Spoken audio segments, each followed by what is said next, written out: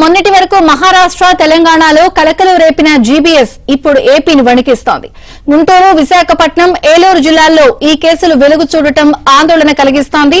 గుంటూరు జిల్లాలో జీబీఎస్ బారిన పడిన బాధితులకు జీజీహెచ్ లో చికిత్స అందిస్తున్నారు. 10 ఏళ్ల కిందట గుంటూరు జీజీహెచ్ లో ఏడాది మొత్తం మీద 10 నుంచి 15 జీబీఎస్ కేసులు నమోదయ్యేవి. అవి కూడా తీవ్ర రూపం దాల్చకుండానే తగ్గేవి. అయితే కోవిడ్ తర్వాత వీటి నుంచి ఉధృతి అనూహ్యంగా పెరిగింది.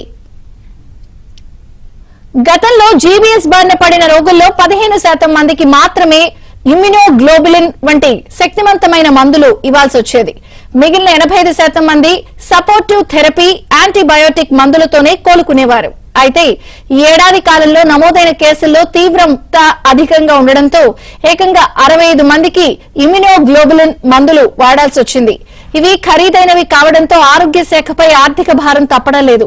ఏకంగా 50% మందికి పైగా రోగులకు ఐజీజీ ఇంజెక్షన్లు వినియోగించాల్సి వచ్చింది. రోగ లక్షణాలు కూడా విభిన్నంగా ఉంటున్నాయని వైద్య నిపుణులు చెబుతున్నారు. జీబీఎస్ అంటువ్యాధి కాదని, ప్రజలు ఆందోళన చెందాల్సిన అవసరం లేదని డాక్టర్లు చెబుతున్నారు. జీబీఎస్ తో ఆందోళన చెందాల్సిన అవసరం లేదని మంత్రి సత్యకుమార్ కూడా తెలిపారు. సిండ్రోమ్ మామూలుగా ఉంటుంది. అయితే నిన్న కొద్దిగా మేము నిరంతరం సమీక్ష నిర్వహిస్తూ ఉన్నాం. కొన్ని కేజీహెచ్లో వచ్చాయి. నిన్న ఒక్కసారిగా 5 కేసులు జీజీహెచ్లో వచ్చాయని తెలిసింది.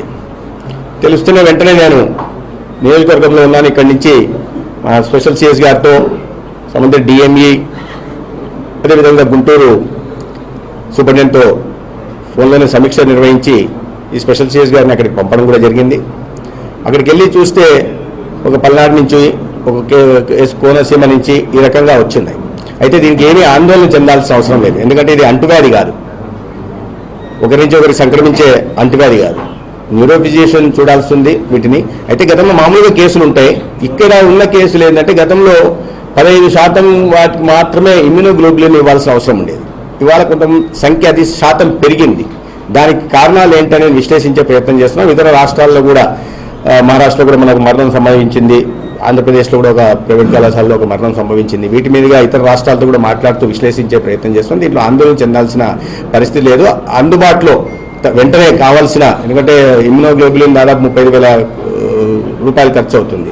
వాటిని దృష్టిలో పెట్టుకుని వాటిని అన్ని చోట్ల, అన్ని జీజీహెచ్ల్లో, సంబంధిత ఆసుపత్రుల్లో కూడా నిల్వ ఉంచాలని, ఏ పేషెంట్కి కూడా అవసరమైతే ఇమ్యునోగ్లోబులిన్ లేకుండా పంపకుండా తీసే దిశగా కూడా నిర్ణయాలు తీసుకున్నాం.